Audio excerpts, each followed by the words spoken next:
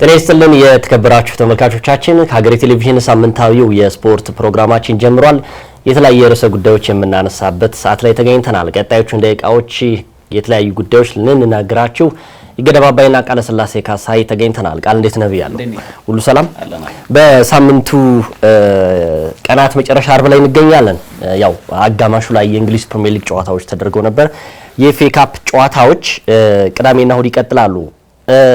ሰኞ ዕለት ስናወራ አንድ ጉዳይ የነበረው ምናልባት የውጤት የደረጃ ለውጥ ይኖራል ብለን ስናስብ ነበረ።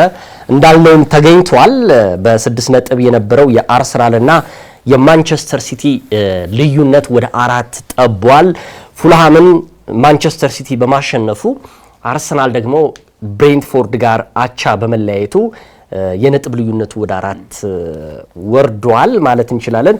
ዛሬ ግን በልዩ ጉዳይ ነው የምናወራው ይመስለኛል። የአርሰናል የውድድር ዓመቱ ቀጣዮቹ ሳምንታቶች እንዴት ሊገለጹ ይችላሉ? 12 ሳምንት ቀርቷል። እያንዳንዷ ሳምንት ለሁለቱም ክለቦች የፍጻሜ ያህል ማለት እንችላለን። ቀጣዮቹ መርሃ ግብሮች ለየትኛው ክለብ ዳገት ሊሆንበት ይችላል፣ ለየትኛው ደግሞ አንጻራዊ ቀላል ሊሆን ይችላል የሚሉ ጉዳዮች እናነሳለን። በአጠቃላይ በልዩነት ግን የትናንትና የምሽቱን ብሬንትፎርድና የአርሰናልን ጨዋታ እናነሳለን። ከዛ በፊት ግን የምናነሳው የግል ሀሳብ ይኖራል። ምንድነው መሰለህ እንደ ኤዲቶሪያል የምናነሳቸው አለ ማለት ሀገሬ ቴሌቪዥን ላይ ስናነሳ ብዙ ተመልካች ያይሃል፣ ብዙ አድማጭ ይኖራል። ዩቲዩብም የተለያዩ ሶሻል ሚዲያዎች ላይ የግል ሀሳብህን ስታንጸባርቅ ቁጥራዊ መረጃዎችን ማውጣት አለብህ። ያንዱን ደጋፊ ለማስደሰት ያንዱን ደጋፊ ለማሳዘን መሆን የለበትም። ይህ ኤዲቶሪያሉም አይፈቅድልህም። ይሄን እናውቃለን። በእኔም ባንተም ሶሻል ሚዲያ ላይ የምታነሳቸው ሀሳቦች ግን የግል ምልከታ እንደሆነ ሁሉም ሊረዱ ይገባል እንጂ የሀገሬ ቴሌቪዥን ተቀባይነት የለውም። እንደ ስፖርት ዲፓርትመንት በአርሰናልም ጉዳይ በሌሎች ክለቦች ደጋፊዎች ጉዳይ አናነሳም። ግን አንዳንድ ስር የሰደደ ነገሮች ስላሉ እሱን ጥርት ማድረግ ስላለብን ነው ይህን በደንብ እናወራለን ብዬ ነው። አመሰግናለሁ ይጌ። በተለይ ያነሳው ሀሳብ በጣም መሰረታዊና ወቅታዊ ጉዳይ ይመስለኛል። ምክንያቱም በርካታ የሥራ ባልደረቦቻችን ጭምር ላይ የሚጋፈጡት ሀቅ ነው። ምክንያቱም የተለያዩ ሰዎች ሀሳብ ይሰጣሉ። ተመልካቹ ሀሳብ ይሰጣል፣ ጋዜጠኛው ሀሳብ ይሰጣል፣ አሰልጣኙ ሀሳብ ይሰጣል፣ እግር ኳስ ተጫዋቹ ሀሳብ ይሰጣል። ስለዚህ ሁሉም በእግር ኳሱ ዓለም የየራሱ ምልከታ አለው። ግን ተመልክተ ከሆነ አሁን በውጭ ዓለም በተለይ እግር ኳስ እንደ መዝናኛነት ከመጠቀም ባለፈ የተለያዩ ሰዎች ሀሳብ ይሰጣሉ። ለምሳሌ ጋሪ ኔቭል አመቺ ያልሆነ ሀሳብ ወይም አርሰናልን የሚተች ወይ ሊቨርፑልን የሚተች ሀሳብ ሲሰጥ ከጋሪ ኔቭል ሀሳብ በመነሳት ሌሎች እሱን የሚተቹ ሀሳቦችን ይሰጣሉ ወይ ደግሞ ክለባቸውን ዲፈንድ ለማድረግ ይሰጣሉ። እኛ ሀገር ግን ሀሳብ በሀሳብ ከመተቸት ይልቅ ብዙ ጊዜ ወደ ስድቦች ይቀድማሉ። ይሄ ደግሞ በጣም ከጊዜ ወደ ጊዜ እየተለመደ መጣ። በበርካቶች ዘንድ ምን ይታያል መሰለ? ለምሳሌ ኢትዮጵያ ውስጥ ግልጽ ለመናገር የአርሰናልና የማንቸስተር ዩናይትድ ደጋፊዎች በቁጥር በጣም ብዙ ናቸው። አብዛኞቹ ደጋፊዎች ስለ ክለባቸው መልካም ነገርና ጥሩ ነገር ብቻ እንዲወራ ይፈልጋሉ። ለምሳሌ ቁጥራዊ መረጃዎችን ተይዞ ክለባቸውን የሚተች ሳይሆን መተቸትም ካለበት ክለብ ሊተች ይችላል፣ መሞገስም ካለበት ደግሞ ሊሞገስ ይችላል። የሊጉ መሪ አርሰናል ስለሆነ ሳይሆን የሊጉ መሪ ወልቭስም ቢሆን በዛ ልክ ታወራለታለህ፣ ምንም ጥያቄ የለውም። ግን አትሊስት ሰዎች በሚሰጧቸው ሀሳቦች የነዛን ሀሳብ መሞገት የምትችለው ግን በሀሳብና በሀሳብ ብቻ መሆን አለበት። ለምሳሌ ያ ሰው ያወራው ሀሳብ እውነታን ይዞ በራሱ ምልከታ እግር ኳስን በሚረዳበት ልክ ያቀረበው ሀሳብ ሊሆን ይችላል ያ ሰው የሚሰጠው አስተያየት። ነገር ግን ሰዎች ያንን ሀሳብ ራሳቸው በተረዱበት ልክ ደግሞ አይ አንተ ልክ አይደለህም ወይ ደግሞ አንተ የተነሳበት መልክ ይሄ አይደለም በማለት የራሳቸው ምልከታ እንደማስቀመጥ በርካታ ስድቦች በተለያዩ ሶሻል ሚዲያዎች ላይ ሲዘዋወሩ እንመለከታለን። ይህ መቅረት አለበት። ለምሳሌ አሁን በተደጋጋሚ ጊዜ እናወራለን። አንዳንድ የቸልሲ ደጋፊዎች ለምሳሌ አሉ ሀሳብን መቀበል የሚችሉ በንግግሮች ማመን የሚችሉ በርካታ የቸልሲ ደጋፊዎች እንመለከታለን። በርካታ ገጾች ላይ የምንመለከታቸው ስለሆኑ ግን በቁጥር በዛ ያሉት የአርሰናልና ማንቸስተር ደጋፊዎች ላይ ስትመለከት ግን በሀሳቦች ከመሞጋገት ይልቅ ስድቦች ይቀድማሉና ይህ ሊሆን አይገባም። ምክንያቱም ያንን ሰው የሚሰጠው ሀሳብ ከራሱ እይታ ከራሱ አንግል ለረጅም ዓመታት እግር ኳስ እንደተከታተለ ሰው በራሱ ምልከታና በራሱ ገጽ የሚሰጠው አስተያየቶች ናቸው። እነሱ ደግሞ አይ ያንተ ሀሳብ በዚህ መስመር ስቷል፣ የኔ ሀሳብ ደግሞ እንደዚህ ነው በሚል በሀሳቦች መተቻቸት በሀሳቦች መሸናነፍ ቢኖር ጥሩ ይመስለኛልና በርካታ የስፖርት ጋዜጠኞች ይህንን ጉዳይ በጣም እያለፉት የሚገኝ በተደጋጋሚ ጊዜም በጣም ቻሌንጅ እያደረጋቸው የሚገኝ ጉዳይ ነውና ይህ ነገር ቢስተካከል ሰው በነፃነት እግር ኳሱን ቢመለከት ከመዝናኛነት ባለፈ አሁን በጣም እንደ ፖለቲክስ ሆኗል ኢትዮጵያ ውስጥ የውጭ እግር ኳስ። ስለዚህ ቢያንስ በእንደዚህ አይነት መልኩ እየተቀረጸ ቢሄድ ለመጪው ትውልድም ጥሩ ነገሮችን እያስተላልፈን ወይም እያስተማርን እንሄዳለን ብዬ አስባለሁ። አዎ ያው ቃል ያነሳው ጉዳይ ምንም ጥያቄ የለውም፣ ገዢ ነው። ግን እኛ ሀገር አለመታደል ሆኖ እግር ኳሱ ብቻ ወይም ደግሞ ስፖርቱ ብቻ አይደለም፣ ፖለቲካም ላይ ሐሳብን በሐሳብ አልታደልንም መናገር። አሁን ደግሞ ወደምንወደው ወደምንተነፍስለት 24 ሰዓት ስለ እግር ኳስ ስለምናወራበት ስፖርት ላይ መተውብናል። ሐሳባችንን እንደ ልብ እንዳንገልጽ ሐሳብህን በሐሳብ ችግር የለውም እኮ እዚህ መተህ ቁጭ ብለህ ልታወራ ትችላለህ። አሁን መሳቀቅ ጀምረናል። እውነት ለመናገር ስድቡ እኔ እውነት ለመናገር እንደ ሀገሬ ቴሌቪዥን ቅድም እንዳልኩ እንደ ኤዲቶሪያል ስፖርት ዲፓርትመንት የአርሰናል ደጋፊ፣ የማንቸስተር ዩናይትድ ደጋፊ፣ የማንቸስተር ሲቲ ደጋፊ፣ የቼልሲ ደጋፊ ብሎ ወገንተኝነት የሚባል ነገር የለም። ይሄ እውነት ለመናገር ነው። የማንንም ክለብ ደጋፊ ለማስደሰት የማንንም ክለብ ደግሞ ለማሳዘን የምንሰራው ነገር የለም።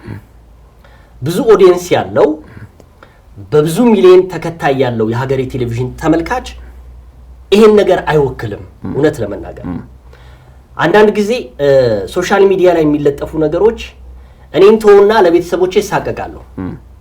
እኔ እውነት ለመናገር እህቶቼ ኮሜንት ላይ ሲሰጥ የሚያዩትን አስጸያፊ ስድብ ሲያዩ ይሳቀቃሉ። አንዳንድ ሰዎች ያሳዝኑኛል። ፕሮፋይላቸው ውስጥ ገብቼ ሳይ 4-5 ልጆች ቤተሰቦች ያላቸው አባትና እናት እንኳን እሱ የት እንኳን አባት ክብረ ነክ የሆኑ ስድቦች ሲሳደቡ ያሳዝናል። ያን ስክሪንሻት አድርጌ ለባለቤቱ ብልክለት ደስ ይለኛል። ባለቤቱን ባቃት በጣም ነው የሚደብረው። ስፖርቱ በዚህ ደረጃ ስለ አርሰናል ስተች እሱም ደግሞ መመለስ ያለበት ስለ አርሰናል በስነ ስርዓት ትችት ነው። አንተነትን የሚገልጽ ስድብ የዘር የፖለቲካ የማንነት በጣም ነው የሚያስጠላው። እውነት ለመናገር የቅዱስ ጊዮርጊስና የኢትዮጵያ ቡና ደጋፊዎች ቀደም ሲል የነበረውን ነው ማለት የኢትዮጵያ ቡና ደጋፊ የሆነ ነገር ክለቡን ስተች ደጋፊው ይሰድብሃል። የቅዱስ ጊዮርጊስን ክለብ በምክንያታዊነት ስተች በጣም ትጠላለህ። በፊት የነበረው ነው። እንደውም ባልደረባችን መንሱር አብዱል ቀኒ ምን ይለኛል መሰለ የኢትዮጵያ እግር ኳስ ትችት አትስሙ፣ ጆሮ አትስጡ ይላል። እውነቱን ነው። እውነት ለመናገር እውነቱን ነው። ምንም የሚያመጡት ነገር የለም። ስለተተቸህ ወይም ደግሞ ስለተናገርክ በምክንያታዊ አንተን ሊያሸማቅቁ ሊያስፈራሩ ይችላሉ። ከዛ ውጭ ግን ምንም ሊያደርጉ አይችሉም። ግን ይሄ መረን የወጣ ጋጦጥነት ግን በእኛ ማህበረሰብ ውስጥ ሲሆን ይደብራል። በተለይ በአውሮፓ ክለቦች ላይ አሁን እንደምታየው ትናንት ምሽት የብሬንትፎርድ እና የአርሰናል ጨዋታ ከተጠናቀቀ በኋላ የምሽቱን የማሸነፊያ መንገድ የጠፋበት አርሰናል ብዬ በሶሻል ሚዲያ ላይ ጻፍኩኝ።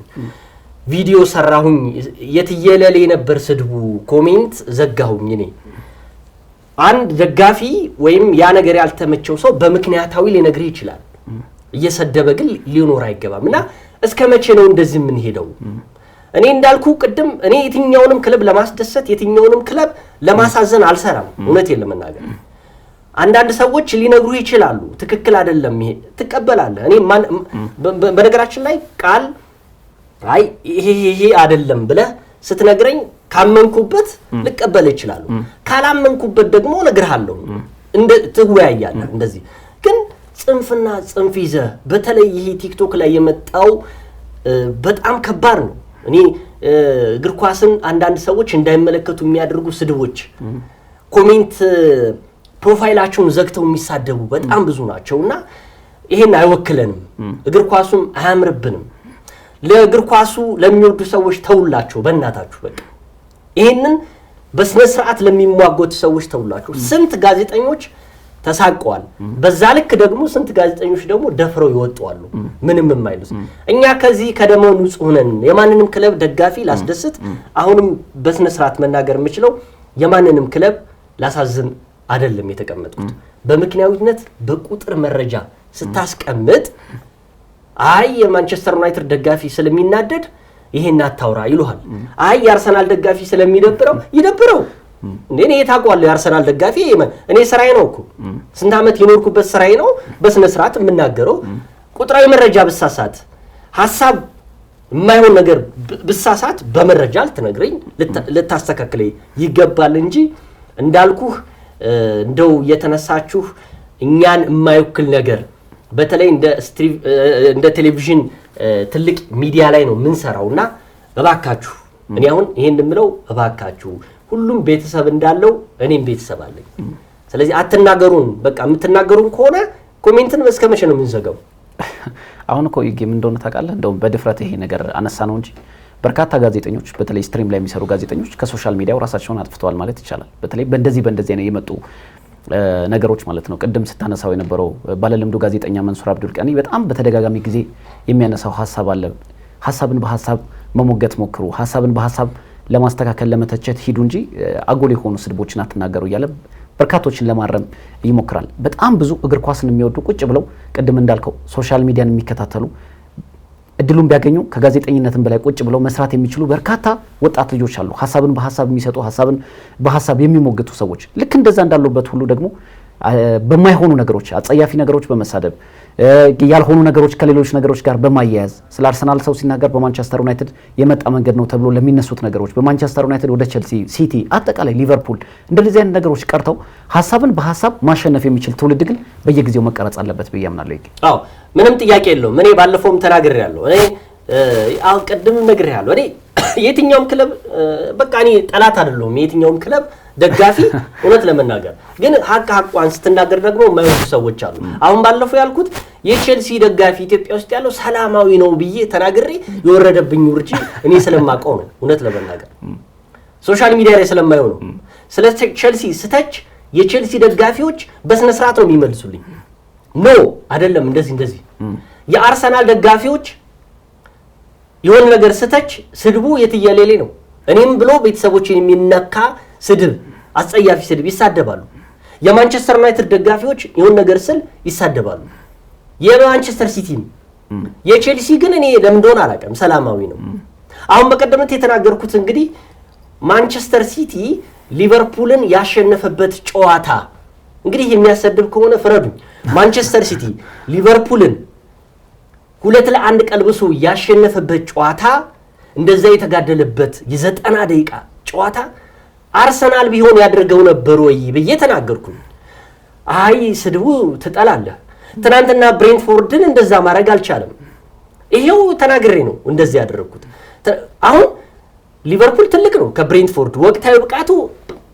በሆነ መመዘኛ እንደው ብሬንትፎርድ የተሻለ ነው ልትል ትችላለህ በደረጃም ያው ሊቨርፑል ነው የሚሻለው ግን ሳምንታቶቹን አስቶን ቪላን ስላሸነፈ ኒውካስልን ስላሸነፈ ለብሬንትፎርድ ልሰጠው ትችላለህ ግን ከብሬንትፎርድ እና ከሊቨርፑል ማን ነው ከባዱ ቲም ልትለው ትችላለህ አንፊልድ ላይ 3 ነጥብን አፈር ልሶ ያገኘው ማንቸስተር ሲቲ ወደ ብሬንትፎርድ ሜዳ ተጉዞ አርሰናል ያንን አላሳካም ያን ደግሞ ሰኞ ለተናግሬዋለሁ አርሰናል ቢሆን ይሄን ያደርጋሉ ብዬ ተናግሬ ሰደባችሁ እና እስከመቼ ነው አሁንም እኔ ምነግረው እኔ የማንንም ለማስደሰት ሳይሆን የተሰማኝን ስሜት እናገራለሁ ዛሬ አሁን በብሬንትፎርድ እና በአርሰናል ጨዋታ ላይ የምናነሳቸው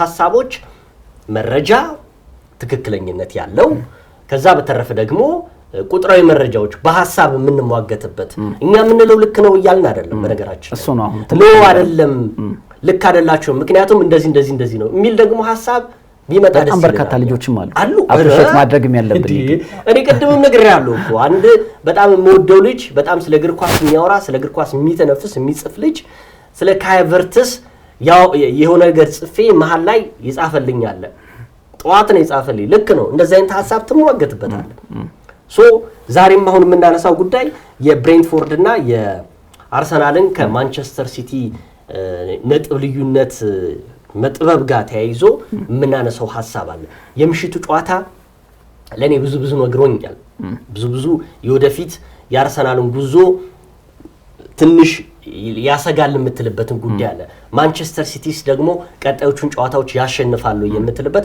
ብዙ መላምቶች እየተሰጡ ይገኛሉ በቀጣይ ኤፍኤ ካፕ መኖሩ ለሁለቱም ክለቦች አድቫንቴጅ ነው፣ እንዲያርፉበት አድርጎታል። ግን የምሽቱ ጨዋታ ብዙ የአርሰናል ደጋፊዎችን ያበሳጭ ምሽት ሆኗል። የጠበቁት ውጤቱን አስጠብቀው መውጣት የሚችልበትን አጋጣሚ ስላባከነ ነው። በዚህ ጉዳይ ላይ ሰፋ ያለ ዝርዝር እናነሳለን። እንግዲህ ለሁላችንም የሚጠቅም አይነት ሀሳቦችን አነስተናል ብዬ አስባለሁ። በተለይ አጠቃላይም ሌላውን ጋዜጠኛ ሀሳብ የሚመስለኛል ይሄ ነገር ሼር ለማድረግ የሞከርነው። ወደ ጨዋታው ስንመጣ እንግዲህ በጨዋታው ላይ አርሰናል ትልቅ ምላሽ ይሰጣል ተብሎ የተጠበቀበት፣ አርሰናል ደግሞ ራሱን ምን ያህል ጠንካራ መሆኑን ለማሳየት ትክክለኛው መድረክ ያገኘንበት ጨዋታ ነበር ተብሎ ተጠብቆ ነበር። ምክንያቱም አስቀድሞ ሮቡ ዕለት ማንቸስተር ሲቲ በሜዳው ፉልሃምን 3-2 አሸንፎ እንግዲህ በተሻለ ግስጋሴ የነጥብ ልዩነቱን ወደ 3 አጥብቦ የአርሰናልን ጨዋታ የጠበቀበት ነበር። አርሰናል ደግሞ ወደ ጂቴክ ኮሚኒቲ ሲያቀና ባለፉት 2 ጨዋታዎች በጣም ጠንካራ የተባሉ ክለቦችን አሸንፎ የመጣው ብሬንትፎርድ፣ አስቶን ቪላ እና ኒውካስል ዩናይትድን እንዲሁም ደግሞ በዘንድሮ የውድድር ዓመት በጣም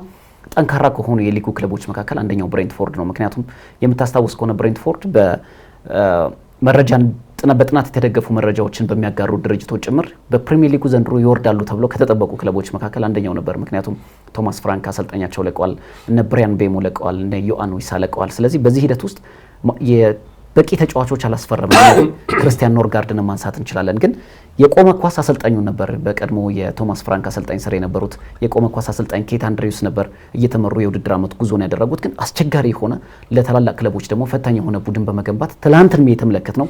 አርሰናል እውነት ለመናገር ትላንት ወደ ጂቴክ ኮሚኒቲ ባቀናበት ወቅት 1 ነጥብ ይዞ መመለሱ በጣም እድለኛ ነው የሚያስብል ነው። ምክንያቱም በጨዋታው ረገድ በሚጠበቅበት ልክ እንደ ሊጉ መሪነት እንዳለ ክለብ ፐርፎርም አድርጓል የሚል እምነት የለኝም። ብሬንትፎርድ በተለይ የመጨረሻዎቹ ደቂቃዎች በርካታ የግብ ዕድሎችን አመከኑ እንጂ ለአርሰናል ውጤቱም ከዚህ በላይ የከፋ ነበር። ነገር ግን በዋንጫ የፉክክር ጉዞ ውስጥ ደግሞ ስትገኝ እንደነዚህ አይነት በጣም ከባድ ሞመንተም ያለባቸው ስቴዲየሞች ላይ ተገኝታ በጥሩ ተነሳሽነት ላይ የሚገኙ ክለቦችን ስትገጥም ደግሞ አንዷም ነጥብ ምናልባት በኋላ ላይ ስለምናነሳው እና ዴክላን ራይስም የሰጡት አስተያየት ስላለ አንዷን ነጥብ ይዞ መመለሱ ግን በዋንጫ ፉክክሩ ላይ ልትረዳው ትችላለች። ግን የትናንቱ ጨዋታ ስትመለከተው በተለይ በበርካቶች የአርሰናል ደጋፊዎችንም እንዲያዝኑበት የሆነበት ምክንያት ምንድነው? አሁን እንግዲህ ማንቸስተር ሲቲ ባለፉት 3 እና 4 ዓመታት በቅርብ ርቀት አርሰናል ጋር ምን ያህል እንደተፎካከሩ ይታወቃል። ማንቸስተር ሲቲ በተለይ በሁለተኛው ዙር የውድድር አጋማሹ ለመጠናቀቅ በተቃረበበት ወቅት ጠንካራ የስነ ልቦና መንፈስን ይዞ ጨዋታዎችን እንደሚያደርግ ይታወቃል። ስለዚህ በዚህ ጉዞ ውስጥ አርሰናል ያገኛቸውን እድሎችን አለመጠቀሙ ትልቅ ዋጋ እንዳያስከፍለው ይሰጋል። ምክንያቱም በቅርብ ጊዜያት የጣላቸውን ነጥቦች ስትመለከት አርሰናል በተለይ የነጥብ ልዩነትን የበለጠ ማስፋት የሚችልበትን እድል በእጁ የያዛቸውን እድሎች ማምከን አልቻለም። በርካቶች ማንቸስተር ሲቲ አስቀድሞ ጨዋታውን ሲያደርግ አርሰናል በስነ ልቦና ረገድ ይጎዳል የሚል እምነት አላቸው። በእርግጥ እኔም እሱም ወስደዋለሁ። ስለ አርሰናል የምናነሳቸው መልካም ነገሮች ሊኖሩ ይችላሉ። ትላንት ግን እንደ ፕሪሚየር ሊግ መሪ አልተጫወተም አርሰናል። አዎ ከጨዋታው በኋላ ብዙ ነገሮች የተነሱበት አጋጣሚ አለ። ለምሳሌ ብዙ የስፖርት ቤተሰቦች ብሬንትፎርድ 3 ነጥብ ተቀማ ሲሉ የዘገቡም አሉ። ይሄ ማለት እንግዲህ አርሰናል ትናንት በውድድር ዓመቱ ደካማ ምንድነው የጨዋታ ጊዜን ካሳለፈባቸው የምትመድበው ነው። አንዱ በ90 ደቂቃ ውስጥ 2 ቀጥተኛ ወይም ደግሞ ኢላማውን የመታ ሙከራን ያደረገው አርሰናል። ይሄ እንግዲህ በውድድር ዓመቱ ለ5ኛ ጊዜ ሆኖ ተመዝግቧል። በጣም ደካማ የተባለው ከሊቨርፑል ጋር የነበረው ጨዋታ አንድ ብቻ ነው የተሳካ ሙከራ ያደረገው። ከዛ በፊት ደግሞ ከኤቨርተን ጋር በዩኬሬሽ 1 ጎል የፍጹም ቅጣት ምት ሲያሸንፍ ጥሩ ያልነበረው አርሰናል እንደዚሁ የትናንት ምሽቱ ደግሞ 2 ነው። ለአርሰናል ስጋት የምለው ለምሳሌ ብሬንትፎርድ በኪት አንድሪውስ የሚመራው ብሬንትፎርድ ጠንካራ ነው የምለው እኔ በ2026 የውድድር ዓመት ላይ የፈረንጆቹ 2026 ከገባ በኋላ 14 ነጥቦችን ሰብስበዋል። አርሰናል 12 ነጥቦችን የሰበሰበው የሊጉ መሪ ጠንካራ ተገዳዳሪ የሆነ ቡድን የገጠመው አርሰናል ከሜዳው ውጪ ተጉዞ። ነገር ግን ደግሞ አርሰናል የሚያሰጉኝ ብዙ ነገሮች አሉ። አንዱ የተጫዋቾች ጉዳት። ለምሳሌ የካይ ሃቨርትዝ ጉዳት ለአርሰናል ትናንትና ቁልጭ አድርጎ የፊት መስመሩ ጉዳት መሆኑን አሳይቷል። ለሚቀጥሉት 2 እና 3 ሳምንታቶች አይኖርም ይህ ተጫዋች። ከዩኬሬሽ ጋር የነበራቸው በተወሰነ መልኩ የነበራቸው ጥምረት ጥሩ ነበረ፣ ወደፊት ያሳያል ተብሎ ሲጠበቅ ተጎዳ። ከዛስ አርሰናል በእንደዚህ አይነት አጋጣሚ ውስጥ ሆኖ እንኳን 1-0 እየመራ ይቀርና 1-0 እየተመራ ውጤት ቀልብሶ ማሸነፍ የሚችልበትን ጊዜ እያባከነ ይገኛል። ተከታዩ ማንቸስተር ሲቲ ነው። ይሄን ያዝልኝ። ሌላው ደግሞ የዩኬሬሽ ጉዳይ ይነሳል። ባለፈው ማንስቼዋለሁ። አርሰናል በሚፈልግበት ነጥብ እንደ ትናንትና ሁሉ እንደ ዩኬሬሽ አይነት አጥቂ ያስፈልገዋል ገሉ እንዲወጣ። 3-0 ባለፈው ሲያሸንፉ 2 ጎሎች ያስቆጥሯል፣ ችግር የለውም። ግን 3 ስታገባ 1-0 እንኳን እየተመራህ አንድ የሚያገባል ተጫዋች ያስፈልጋል። ይሄም ለአርሰናል ትንሽ ያሰጋኛል። ሌላው ጉዳይ ቀጣይ ጨዋታዎችና ስነ ልቦ ነው። ትናንት አርሰናል አቻ ስለወጣ የተሸነፈ ያህል ስሜትም አለ፣ ምንም ጥያቄ የለውም። ምክንያቱም መሪው ማንቸስተር ሲቲ የ6ቱን ወደ 4 አድርጓልና ቀጣይ እነማንን ነው የሚገጥመው? አርሰናል ወልቭስን ይገጥማል ሮብ 2 ከዊጋን የኤፍኤ ካፕ ጨዋታ በኋላ። በሳምንቱ እሁድ ምሽት ቶማስ ፍራንክን ያሰናበተው ቶተንሃም ስፐርን በለንደን ደርቢ ይገጥማል። ከዛ ቼልሲን እያለ ይሄዳል፣ እየጠነከረ ነው የሚመጣው። የማንቸስተር ሲቲም እንደዛ ነው፣ ከባድ መርሃ ግብር ነው። ከዛ ውጪ ደግሞ ለአርሰናል አሁን ላይ እንደ ደካማ የማየው እንደው ልጠይቅህ አንተን በዚህ 4-5 ሳምንታቶች ውስጥ ጁሪያን ቲምበር የቀድሞ ብቃቱን እያሳየ ነው ወይ? ምንድነው ችግሩ? ይሄ ራሱ ያሰጋኛል። የጁሪያን ቲምበር የቀደመ አቋም አለመመለስ አንዱ ምክንያት ተደራራቢ ጨዋታዎችን ማድረጉ ለጉዳት እንዲያጋልጠው ፈራለሁ። እውነት ለመናገር በጣም የምናስታውስ ከሆነ ባለፉት 2 ዓመታቶች ውስጥ ጁሪያን ቲምበር ጨዋታ ካደረገበት በላይ ጨዋታ ያላደረገበት በጉዳት ብዙ ነበር። ዘንድሮ በወጥነት እየተጫወተ ይገኛል። ዓለማችን ላይ ካሉ የቀይ መስመር ተጫዋቾች በአሁኑ ሰዓት ላይ አንደኛ ጁሪያን ቲምበር ነው፣ ሁለተኛ ጁሪያን ቲምበር ነው፣ ሶስተኛ ጁሪያን ቲምበር ነው። ለኔ አሁን ላይ ግን የቀድሞ አቋሙን እያመጣ አይደለም። ለአርሰናል እነዚህ የጠቀስኩት 5 ጉዳዮች የወደፊቱን ዋንጫ ግስጋሴ ይወስናሉ ብዬ ገምታለሁ። ምክንያቱም ሜዳ ላይ ብቻ አይደለም፣ ብሬንትፎርድ መሆኑ አይደለም፣ ከባድ ተጋጣሚ መሆኑ አይደለም፣ ከሜዳ ውጭ የመጫወት አይደለም። 3 ነጥብ በቃ ያስፈልጋል እንዴ! 22 ዓመታት እኮ ያለ ዋንጫ ጥማት ያለ ሳለፈ ደጋፊ አሁን ዋንጫ ካላገኘ ባለፈው ስንከራከርበት የነበረው አለ።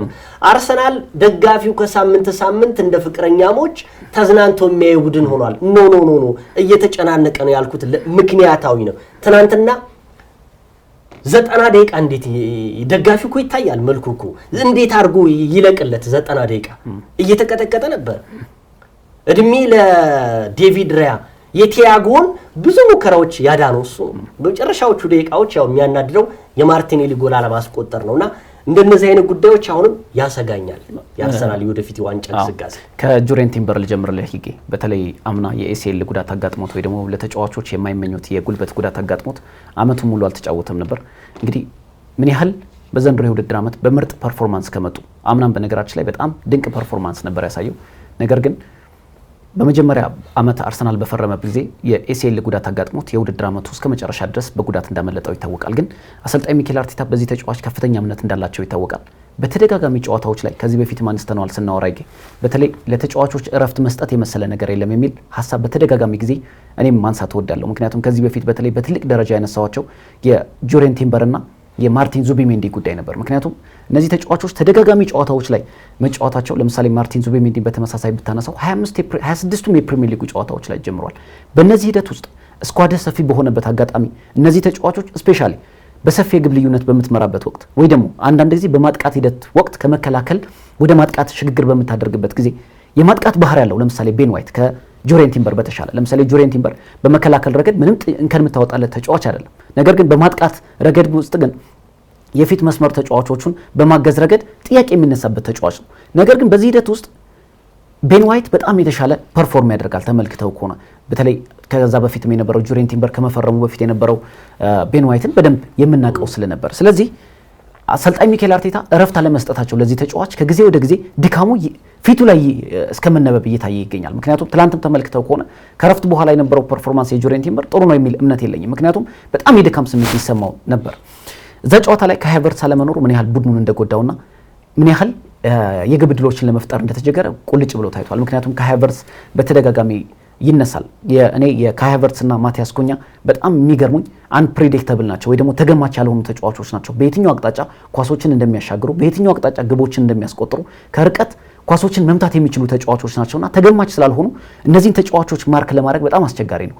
በትናንቱም ጨዋታ ላይ የብሬንትፎርድ የአማካይ ስፍራና የተከላካይ ስፍራ ተጫዋቾችን ሰብሮ መግባት የሚችል ተገማች ያልሆነ ተጫዋች ልክ እንደ ካይ ሃቨርትዝ ያስፈልገው ነበር አርሰናል። አሁን አርሰናል በጣም ፑር ፐርፎርማንስ አሳይቷል ብለን ገመት አነሳ ደካማ እንቅስቃሴ አድርጓል በብሬንትፎርድ ጨዋታ ላይ። አሁንም ዴቪድ ራያ አንድ ሀሳብ ሰጥቷል። አሁንም በጣም በተሻለ ደረጃ ላይ እንገኛለን ሲል ሰጥቷል። አዎ የተሻለ ደረጃ ላይ ናችሁ፣ ነገር ግን ከተጠቀማችሁበት ብቻ። ምክንያቱም የ4 ነጥብ ልዩነት አላቸው። ማንቸስተር ሲቲ ባለፉት ዓመታት የነበረው ጥንካሬ የስነ ልቦና ጥንካሬ ይታወቃል። 4 ተከታታይ ያህል የእንግሊዝ ፕሪሚየር ሊግ ዋንጫን ሲያሸንፍ እንዴት ሊቨርፑልንና አርሰናልን እንዴት የኋላ ኋላ ዶሚኔት እንዳደረጋቸው ይታወቃል። ስለዚህ አርሰናል ያለው የ4 ነጥብ ልዩነት ለእኔ አሁንም በጣም ሰፊ ነው። በእርግጥ በቁጥር ደረጃ ስናየው ትንሽ ሊመስል ይችላል። 4 ነጥብ ማለት የ2 ጨዋታ ያውም ከፍተኛ ፉክክር በሚታይበት የእንግሊዝ ፕሪሚየር ሊግ ውስጥ አይደለም የ4 ነጥብ ልዩነት የጎል ዲፈረንስ ራሱ የጎል ልዩነት ራሱ በጣም ትልቅ አቅም አለው ከተጠቀምክበት ነው። ግን ለምሳሌ የትናንቱ ጨዋታ ላይ መልስ መስጠት በሚገባው ልክ አርሰናል አልተገኘም። ስለዚህ ይህ የመንቂያ ደወል ሊሆን ይገባል ለክለቡ። አሁን በቀጣይ የሚያደርጋቸው ፈታኝ መርሃ ግብሮች አሉት። እርግጥ ለአርሰናል ጥሩ የሚሆነው ሲቲ በእንደዚህ መነቃቃቱ አርሰናል ጋር የሚያደርጉት ጨዋታ በ33ኛው ሳምንት የፕሪሚየር ሊጉ መርሃ ግብር የሚደረግ ጨዋታ ነው። ስለዚህ በዚህ ሂደት ውስጥ በርካታ ነጥቦች ልንመለከት እንችላለን። አሁን ቀጣይ አርሰናል ይጥላል፣ ሲቲ ይጥላል፣ ሊቨርፑል፣ ማንቸስተር ዩናይትድ፣ ቼልሲ የሚጥሉበት አጋጣሚ በጣም ሰፊ ነው። ከ22 ዓመታት በኋላ ቅድም እንዳልከው ከ22 ዓመታት በኋላ ግን ዋንጫ ማሸነፍ የሚፈልግ ክለብ ግን በእጁ ያለውን እድል አሳልፎ አይሰጥም። ምክንያቱም ይህ ደግሞ ከሳምንት ሳምንት አርሰናል ባልተጠበቁ ጨዋታዎች ላይ ሽንፈት ሲገጥመው ለምሳሌ በቅርቡ ጊዜ ከተሸነፈው የማንቸስተር ዩናይትድን ስናነሳ ድሮ ያደረገውን ጨዋታ ለምሳሌ እንደ ብሬንትፎርድ አይነት ጠንካራ ቡድን ቢሆንም እርግጥ ሁሉንም የፕሪሚየር ሊግ ጨዋታዎች አታሸንፍም። ያንንም ዴክላን ራይስ ተናግሮታል። ባታሸንፍም እንኳን መሸነፍ የለብህም ሲል በጣም ጠንካራ አስተያየት ሰጥቷል። ምክንያቱም እዛ ቦታ ላይ 1 ነጥብ ይዘው መምጣታቸው ትልቅ ዋጋ አለው። ለምሳሌ ቀጣይ አርሰናል ሽንፈት ቢገጥመው ማንቸስተር ሲቲ ስቲል አርሰናል ጋር ለመድረስ ሌላ አንድ ጨዋታ መጠበቅ አለበት። ይቺ 1 ነጥብ ትልቅ ቫልዩ ይኖራታል፣ ምክንያቱም ፕሪሚየር ሊግ ስለሆነ። ግን እያንዳንዱም ጨዋታ በቀጣይ የሚያደርጓቸው ጨዋታዎች የፍጻሜ ያህል ተፋልመው ነጥቦቻቸውን በዚህ አስጠብቀው መጓዝ ካልቻሉ ግን አሁንም አደጋ መፍጠሩ አይቀርም። ዴቪድ ራያ እንዳለው አሁንም የተስተካከለ ቦታ ላይ እንገኛለን ሊል ይችላል። ነገር ግን ቀጣይ የሚያደርጓቸው እያንዳንዱ መርሃ ግብር ግን ትልቅ ትርጉም ይኖራቸዋል። ሌላው አርሰናል ማንቸስተር ሲቲ ቀድሞ ሲጫወት በስነ ልቦና ረገድ የሚጎዳው መንገድ አሁንም ቀጥሏል። ስለ አርሰናል በተደጋጋሚ ጊዜ ጥንካሬውን አንስተናል፣ ድክመቶቹንም አንስተናል። እኔ በቅርብ ጊዜያት ውስጥ በተለይ በቅርብ ወራት ውስጥ አርሰናል ነጥብ በጣለባቸው ጊዜያት በሙሉ ማንቸስተር ሲቲ ቀድሞ ጨዋታውን ያደረገበት ዕለት ላይ ነው። ይህ ተጫዋቾች በስነ ልቦና ረገድ በጣም ከፍ ብለው መገኘት አለባቸው። ለምሳሌ አርሰናል በእርግጥ ከኤፍኤ ካፕ በኋላ ወልቭስን ነው የሚገጥመው። ይህ የነጥብ ልዩነቱን አስፍቶ በቀጣይ ሳምንት ለሚደረገው ጨዋታ ራሱን ዝግጁ ለማድረግ የተሻለ ሊሆን ይችላል። ምክንያቱም ወልቭስ በውድድር ዓመቱ በጣም ደካማ የውድድር ዓመትን እያሳለፈ ስለሚገኝ ግርጌ ላይ ስለሚገኝ፣ ነገር ግን በቀጣይ የሚደረጉት ጨዋታዎች ማንቸስተር ሲቲ ኒውካስል ጋር ቀላል የማይባል ጨዋታ ይጠብቀዋል። ግን አስቀድሞ ቅዳሜ ዕለት ነው የሚያደርገው። ስለዚህ በዚህ ሂደት ውስጥ ነጥቡን አጥብቦ የአርሰናልን ጨዋታ ቁጭ ብሎ ሶፋ ላይ ተቀምጦ መመልከት ይችላሉ። አርሰናል በዛን ቀን ከማን ጋር ነው የሚገጥመው? በሰሜን ለንደን ደርቢ ቶተንሃም ሆትስፐርስ የፈለገ ደካማ ቢሆን በአመት 2 ዝግጅት ያደርጋሉ ይባላል። በኤምሬትስ እና በቶተንሃም ሆትስፐርስ ጨዋታ ለማድረግ ብቻ የቶተንሃም ደጋፊዎች አመቱ ሙሉ ተሸንፈው አርሰናልን ብቻ ማሸነፍ ትልቅ ስሜት ይሰጣቸዋል። ስለዚህ ደካማ የውድድር ዓመትን እያሳለፈ የሚገኘው ቶተንሃም ሆትስፐርስ ለአርሰናል የሚተኛ አይመስለኝም። ስለዚህ አርሰናል አሁንም ያለው የነጥብ ልዩነት 4 ቀላል የሚባል አይደለም። ነገር ግን ልክ እንደ ብሬንትፎርድ አይነት ጨዋታዎች ላይ ነጥቦቹን ማግኘት አስቆጭ 2 ነጥብ ነው ጥሎ የተመለሰው። በቀጣይ የሚያደርጋቸው ጨዋታዎች በጥንቃቄ ካልገባ ግን ከባለፉት ዓመታት ያልተማረው አርሰናል ልንመለከት እንችላለን ብዬ አስባለሁ። የኪት አንድሪውስን ቡድን ማንሳት ፈልጋለሁ። እኚህ አሰልጣኝ ቶማስ ፍራንክ ከመሰናበታቸው በፊት የቆመ ኳስ አሰልጣኝ ነበሩ። እንግዲህ ትናንት ምሽት አርሰናል በጣም ሲቸገርበት የነበረው የቆመ ኳስ እንግዲህ በፕሪሚየር ሊጉ ላይ ብሎም በአውሮፓ ከሚገኙ ቡድኖች መካከል በቆመ ኳስ አስቸጋሪ ቡድን እየተባለ ብዙ ጎሎች የሚያስቆጥረው ጭራሽ በተቃራኒ ቡድን ደጋፊዎች በቆመ ኳስ የሚያሸንፈው ቡድን እስከመባል ድረስ የደረሰው አርሰናል ትናንት ምሽት በዚህ በኪት አንድሪውሰን ቡድን ሲፈተን ነበረ። ተከታታይ እንደውም የሆነ ሰዓት ላይ የገረመኝ በሆነ ቅጽበት ውስጥ ሳይ ሚኬል አርቴታ እና ኪት አንድሪውስ ተቀምጠው ወንበሮቻቸው ላይ ተጫዋቾቹን ሲመሩ የነበሩት የቆመ ኳስ አሰልጣኞቹ ነበሩ።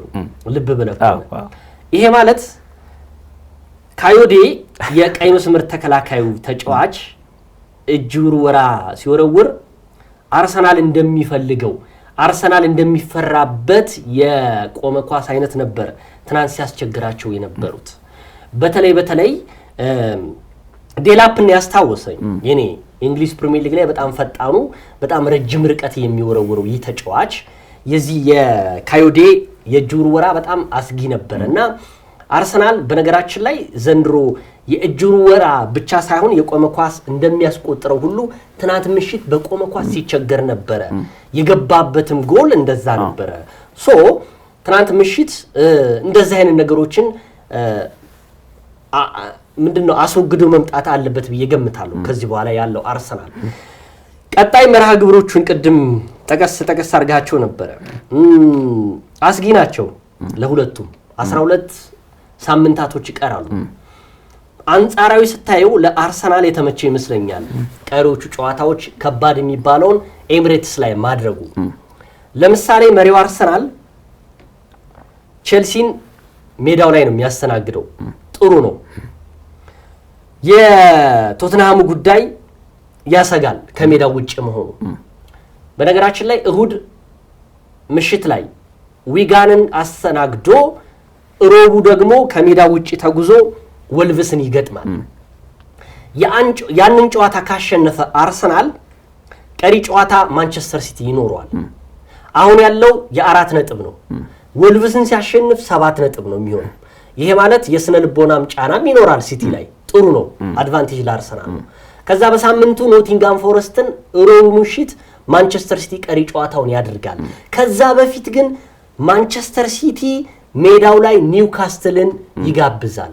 ያ ጨዋታ ለማንቸስተር ሲቲ እጅግ በጣም ውጥረት የበዛበት ጨዋታ ይመስለኛል። ጥሩነቱ ሁልጊዜ ኒውካስትል ዩናይትድ ለከባድ ቡድኖች ከባድ ነው፣ ለትልልቅ ቡድኖች ከባድ ነው።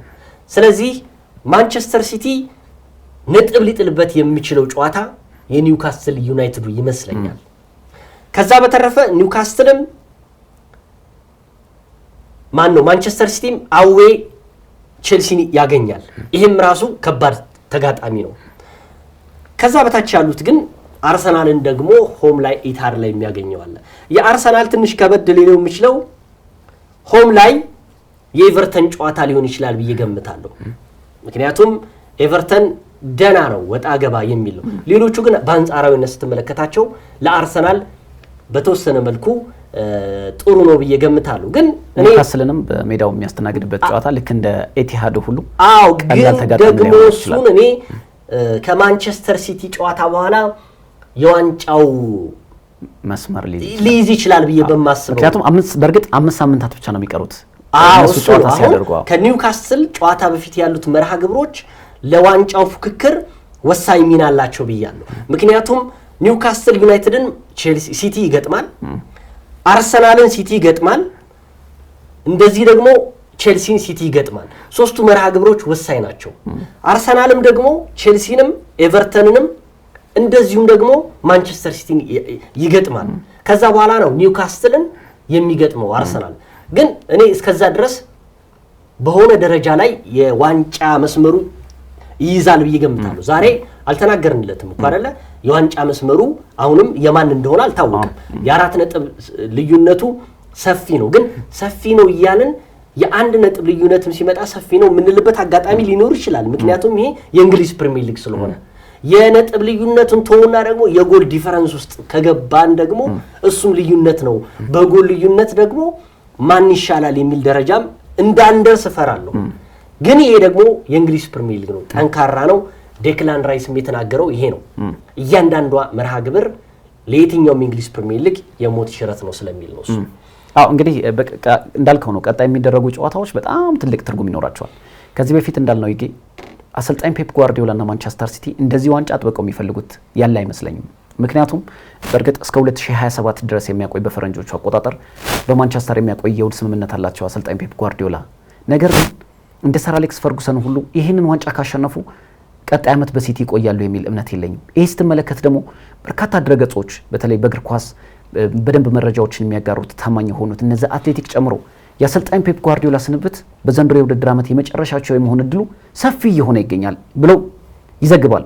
ማንቸስተር ሲቲም አሰልጣኙን ለመተካት የውስጥ ስራዎችን ስለመጀመሩ ይነገራል። ግን በእኔ ምልከታ አሰልጣኝ ፔፕ ጓርዲዮላ ይህንን ዋንጫ ካላሸነፉ ቀጣይ ዓመት በማንቸስተር ሲቲ ቤት ይቆያሉ ብዬ ነው የማምነው። ምክንያቱም ምንም ያጣድፋቸው ነገር የለም። የውል ስምምነት አላቸው እስከ መጨረሻ እስከ 2027 ድረስ የሚያቆይ። ስለዚህ 2026-27 የውድድር ዘመን በማንቸስተር ሲቲ ቆይተው እድላቸውን ሞክረው ልክ እንደ ሰር አሌክስ ፈርጉሰን ሁሉ በዋንጫ ስኬት ታጅበው ሊያጠናቅቁ ይችላሉ።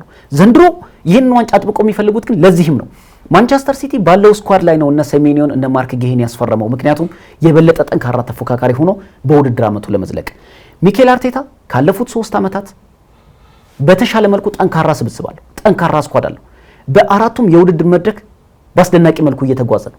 የፕሪሚየር ሊጉን እድል የሚያጣው ከሆነ ግን ምናልባት ሚኬል አርቴታ ይቅርታ ይደረግላቸው። ምክንያቱም ባለፉት ጊዜያት አርሰናል በተለይ በወሳኝ ወቅቶች ላይ በሰፊ የነጥብ ልዩነት እየመራ ወሳኝ ተጫዋቾቹን በጉዳት ባጣበት ጊዜ እጁን ሰጥቶ ነበር ለማንቸስተር ሲቲ።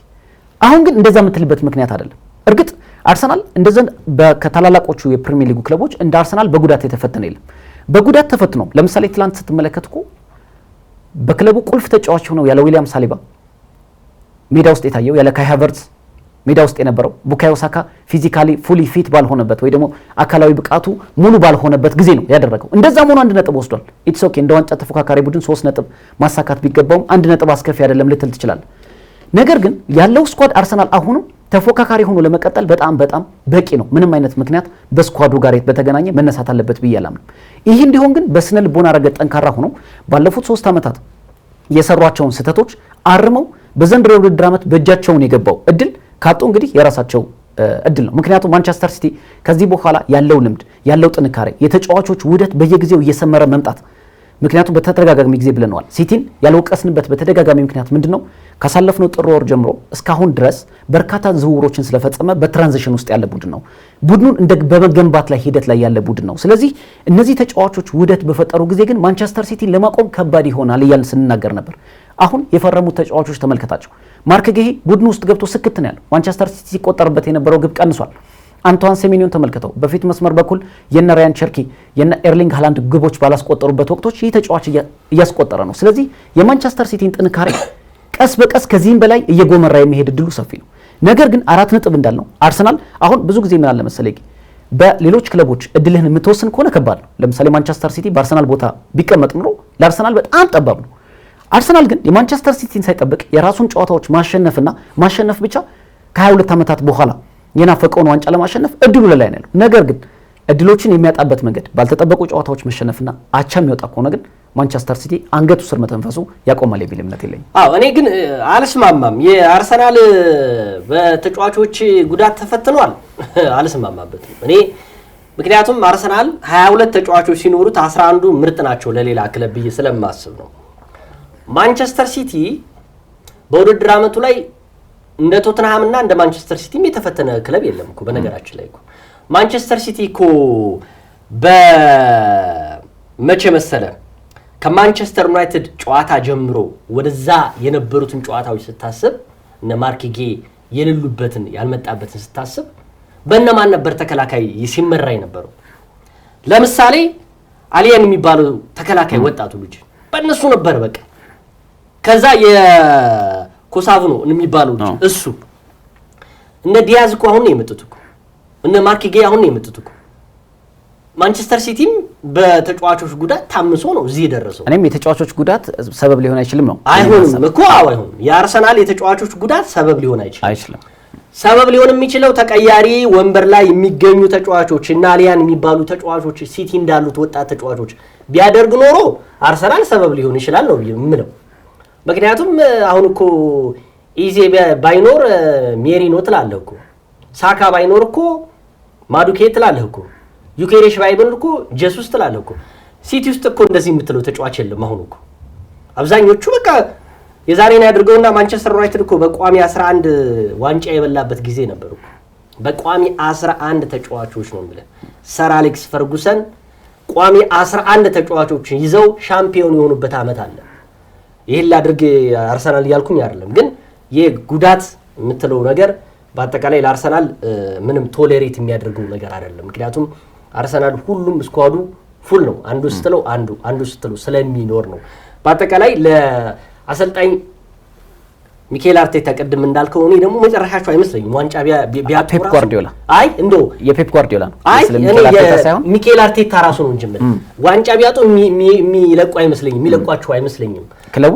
ክለቡን ነው እንጂ ምክንያቱም የፔፕ ጓርዲዮላማ እኔም እሳቸው ቢያገኙ ደስ ይላቸዋል ዋንጫ። አሁን ላይ የሚጋደሉትም ለዛ ነው። ካገኙ አግኝተው እንደ ሰር አሌክስ ፈርጉሰን መልቀቅ ይፈልጋሉ። ካላገኙ ግን ጫና ይኖርባቸውም ይቀጥላሉ ነው ይመስለኛል። አሰልጣኝ ሚኬል አርቴታ ግን ዘንድሮ የእንግሊዝ ፕሪሚየር ሊግ ዋንጫ ባያሳኩ የሚለቁ አይመስለኝም። ከባድ ጥያቄ ነው። ለምን መሰለኝ አሁን በክለብ ከመጣን የክለቡ ሰዎች አይለቋቸው።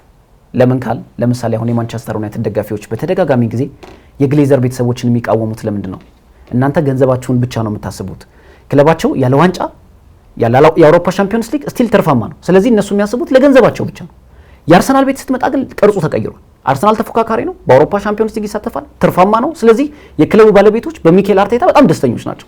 የክለቡ ደጋፊዎች ግን ይህንን ይታገሳሉ ወይ? ለምሳሌ እኔ ብጠይቀኝ አሰልጣኝ ሚኬል አርቴታን አሁን ማሰናበት ተገቢ ነው የሚል እምነት የለኝም። ለምሳሌ በውድድር ዓመቱ መጨረሻ ባይዘወይ የርገን ክሎፕ 9 ዓመት በአንፊልድ ቆይተዋል። አንድ የአውሮፓ ሻምፒዮንስ ሊግ እና አንድ ፕሪሚየር ሊግ ነው የበሉት በትልቅ ደረጃ የምናነሳው በ9 ዓመታት ቆይታቸው 6 ዓመታት ሚኬል አርቴታ አላቸው። እንደ የርገን ክሎፕ ይሰጣቸው ጊዜ የሚለው ጉዳይ ለክለቡ እንተውና፣ ነገር ግን በክለቡ ደረጃ ግን የመሰናበት ዕጣ ይኖራቸዋል የሚል እምነት የለኝም። ምክንያቱም ትርፋማ ነው ክለቡ። በደጋፊዎች ግን ጫናዎች ይኖራሉ። ትልቅ ዋንጫ ማሸነፍ ያውም ለምሳሌ ለ4 ዋንጫ እየተወዳደረ ነው። የአውሮፓ ሻምፒዮንስ ሊግ አላም የእንግሊዝ ፕሪሚየር ሊግን በዘንድሮ የውድድር ዓመት ማሸነፍ ግን የግዴታቸው ይመስለኛል። የአውሮፓ ሻምፒዮንስ ሊግ እኔ ያነሳል ብዬ እገምታለሁ። አርሰናል እንደውም የመጀመሪያ ዋንጫው ለአርሰናል ያው ከካራባኦ አለ። ከዛ በፊት ግን ለአርሰናል ገቢ ሊሆን ይችላል የሚለው ግምቴ በኔ የአውሮፓ ሻምፒዮንስ ሊግ ነው። የፕሪሚየር ሊጉን ያነሳም እያልን አይደለም። ባያነሳ እኛ አሰልጣኝ የመሰናበት እድላቸው ሰፊ ነው ወይስ ደግሞ ይኖራሉ የሚለውን ጉዳይ የዋጠያየቂ ነው የክለቡ። እኔ አሁን እኚህ አሰልጣኝ ቢሰናበቱ አርሰናል የተገነባው ቡድን በአዲስ አሰልጣኝ ደግሞ ሌላ ግንባታ ውስጥ ነው የሚገባው። የርገን ክሎፕ ችግር የለውም 9 ዓመት ነው እንደሳቸው ይቆዩ ምናምን ሳይሆን የርገን ክሎፕና የአሰልጣኝ ሚኬል አርቴታ የተጫዋቾች ያያያዝ ሚና አሁን ላይ የየቀል ነው። እኛ አሰልጣኝ የራሳቸው በብዙ ብር አላወጡም። እኛ የርገን ክሎፕ አሁን እኚህኛው አሰልጣኝ ደግሞ ብዙ ተጫዋቾችን ይዟል። ለማንኛውም ዛሬ ያንተ መልከታ አልነገርከኝም። የማን ነው የሚኬል አርቴታ ጉዳይ ምን ይሆናል? የሚሰናበተው ይመስለኝ እኔ ማለት በእኔ ሀሳብ ተስማማው። ምክንያቱም ክለቡ በደንብ አጥብቀው ይፈልጋቸዋል። ለዛሬ አይደለም 10 ዓመትም ቢቆዩ ደስተኛ ነው ክለቡ። ምክንያቱም ምንም የከሰሩት ነገር የለም። ክለቡ ሰኞነታም ምን ስናነሳ የነበረው እኮ ይሄንን ነው። አሁን ላይ ከአሰልጣኝ ማን ነው ሚኬል አርቴታ በላይ ለአርሰናል ማን አለው የሚል ሀሳብ ስላለን ነው። ዋንጫ የት አለ ምናምን እሱ ሌላ ጥያቄ ነው። ግን ሚስ ቢያደርግ ዘንድሮ የሚቀጥለው ዓመት ደግሞ ያው በየጊዜው እየተሻሻለ የመጣ አሰልጣኝ ነው ነገሮችን። ሁለተኛ ደግሞ አንድ ደግሞ መዘንጋት የሌለብን ነገር የአርሰናል እየተወዳደረበት ያለው ሊግ የስፔን ሊግ አይደለም፣ የፈረንሳይ ሊግ አይደለም፣ የጀርመን ቡንደስሊጋ፣ የተርክሽ ምናምን ሱፐር ሊግ አይደለም፣ የእንግሊዝ ፕሪሚየር ሊግ። የእንግሊዝ ፕሪሚየር ሊግ 20ውን ቡድን ጠንካራ ቡድን ነው። ወልቭስ አይነቃልህም 8.9 ይዞ ቢቀመጥም። ስለዚህ ያም ተጽዕኖ ስላለበት ነው። ኤኒሃው ግን አርሰናልን ዛሬ በልዩነት አንስተናል። ሰኞ በሌሎች ጉዳዮች እንመለሳለን። ይገደብ አባይና ቃለ ሥላሴ ካሳይ አብረናችሁ ቆይታ አድርገን ሳምንት በሌላ ጉዳይ እንመለሳለን። እስከ ሳምንት መልካም ሳምንት ይሁንላችሁ።